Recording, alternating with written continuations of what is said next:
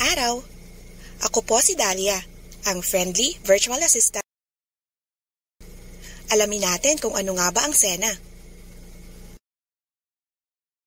Sa bisa ng Republic Act No. 10396 or an Act Strengthening Conciliation Mediation as a Voluntary Mode of Dispute Settlement for All Labor Cases na naipasa noong March 14, 2013 at ng Department Order No. 151 Series of 2016 na itatag ang Single Entry Assistance Desk sa regional offices ng DOLE at ng National Conciliation and Mediation Board.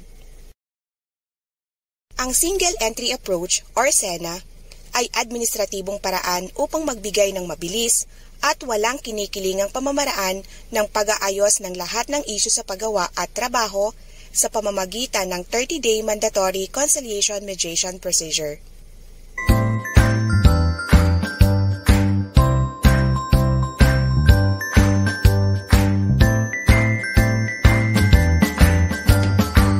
Ang Request for Assistance or RFA ay maaaring ihain ng individual na manggagawa, kabilang ang kasambahay, grupo ng mga manggagawa, unyon, o asosasyon ng mga manggagawa. Sa kaso ng kawalan ng kakayahan ng taong naagrabyado, ang kanyang malapit na pamilya na may special power of attorney ay maaaring maghain ng RFA. Sa kaso naman ng kamatayan, ang kanyang mga lehitimong tagapagmana ay maaaring maghain ng RFA. Maaaring isumite ang request for assistance sa pamamagitan ng on-site at online filing.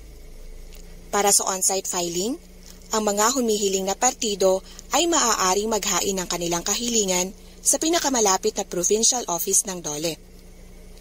Para naman sa online filing, maaaring bisitahin ang sena.dole.gov.ph upang magsumite ng reklamo.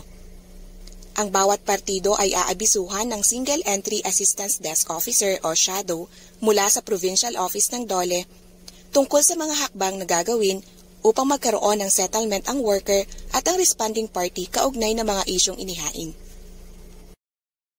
Sa mga pagkakataong hindi magkasundo ang mga partido, ang inihaing issue ay i-endorso ng DOLE Provincial Office sa National Labor Relations Commission o NLRC kung ang complainant ay hindi na nagtatrabaho sa kumpanya.